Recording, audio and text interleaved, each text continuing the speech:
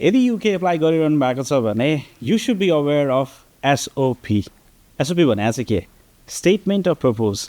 यसलाई चाहिँ तपाईँ के गर्न जाँदै हुनुहुन्छ, किन जाँदै हुनुहुन्छ भन्ने कुराहरूको विस्तृतमा तपाईँको स्टोरी चाहिँ युनिभर्सिटीलाई कम्पेलिङ रूपमा चाहिँ बताउनु पर्ने हुन्छ। SOP का केही मुख्य एलिमेन्ट्सहरू हुन्छन् जसलाई तपाईँले ध्यान दिएर पर्सनलाइज रूपमा चाहिँ लेख्नुपर्ने हुन्छ र लेख्नु भएन भने चाहिँ तपाईलाई युनिभर्सिटीले चाहिँ रिजेक्ट गर्छ। And there are many cases where students are accepted only on the basis of SOPs पनि, किनभने कतिपय स्टोरिजहरू चाहिँ जसको एकाडेमिक रिक्वायरमेन्टहरू मिट भएको हुँदैन, कतिपय अवस्थामा एक्सेप्सनल सर्कमस्टान्सेसहरूमा चाहिँ SOPले मात्रै पनि एक्सेप्ट हुन सक्छ। So this is one of the thing you should be doing. अब यसमा ध्यान दिनुपर्ने कुरा सबैभन्दा पहिलो कुरा चाहिँ इन्ट्रोडक्सन अबाउट योर सेल्फ। सेकेन्डमा इट्स अबाउट एकाडेमिक ब्याकग्राउन्ड, के पढ्नुभयो, के गर्नुभयो, सेकेन्ड कुराहरू भयो भने। त्यसै गरी थर्डमा चाहिँ इट्स अबाउट वर्क एक्सपिरियन्स, के काम गर्नुभयो, गर्नु भएन, अथवा मेबी कतै ट्रेनिङमा जानुभयो होला, कतै चाहिँ भलन्टरीली काम गर्नुभयो होला, कतै काम गरेको एक्सपिरियन्स होला।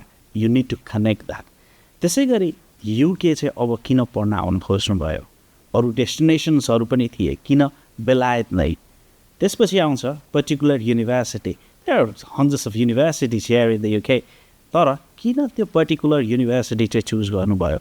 अर्को कुरा चाहिँ why did you choose that particular course. BSc computer science किन पढ्ने, किन चाहिँ मास्टर्स इन पब्लिक हेल्थ पढ्ने, यावत कुराहरूको जस्टिफिकेसन डिटेलमा तपाईँले दिनुपर्ने हुन्छ। पढिसकेपछि चाहिँ के गर्ने त, किन पढ्न थालेको हो, करियर गोल्सहरू चाहिँ के छ, के बन्न चाहनुहुन्छ, कस्तो किसिमको जब रोल तपाईँले एप्लाई गर्न चाहनुहुन्छ र यो पढाइले तपाईँलाई कसरी चाहिँ हेल्प गर्छ भन्ने किसिमको एउटा clear justification, clear personalize statement is something that you should prepare for your statement of purpose भनेको एकदमै पर्सनलाइज्ड हुनुपर्छ। र कमन मिस्टेक्सहरू विद्यार्थीहरूले गर्ने एउटा चाहिँ SOP चाहिँ कम्प्लिटली AI रिटन, AIलाई थोरै प्रम्प्टहरू राखेर ढ्याङ्ग गर्यो भने चाहिँ I think that's somewhere that's likely to be flagged. Second चाहिँ वर्क एक्सपिरियन्सहरू चाहिँ रेलेभेन्ट नभएको, त्यसलाई चाहिँ अलिकति जस्टिफाई गर्न नसकिने, अथवा चाहिँ फेक वर्क एक्सपिरियन्सेसहरू भयो भने चाहिँ it will be difficult for you to justify exactly what you did during that period of time. अर्को चाहिँ मेजर ध्यान दिनुपर्ने कुरा भनेको इमोसनल स्टोरी चाहिँ बनाउनु भएन। SOP चाहिँ एकदमै स्पेसिफिक टु द पोइन्ट हुनु पऱ्यो क्या, लिट्रेचर लेखेको जस्तो तरिकाले चाहिँ पोएटिक टोनमा चाहिँ राख्नु भएन। यी मेजर कुराहरू हो जसले तपाईँको युनिभर्सिटी सेलेक्सन डिटरमाइन गर्न सक्छ।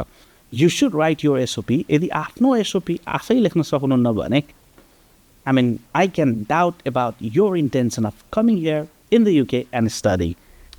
यदि यो भिडियो तपाईँलाई इन्फर्मेटिभ लाग्यो भने तपाईँको आफ्नो परिवारको साथीभाइ अथवा चाहिँ बहिनीहरू आउँदै हुनुहुन्छ होला, उहाँहरूलाई सेयर गरिदिनु होला, so that they understand the core elements of studying UK को SOP चाहिँ के कुराहरूमा ध्यान दिने र यस्तै यस्तै UK को स्टडी सम्बन्धी टिप्सहरू, ट्रिक्सहरू र प्रक्रिया बुझ्नको लागि युनिल्याडर र गणेश खड्कालाई फलो गर्नु नबिर्सनु होला। Good lock.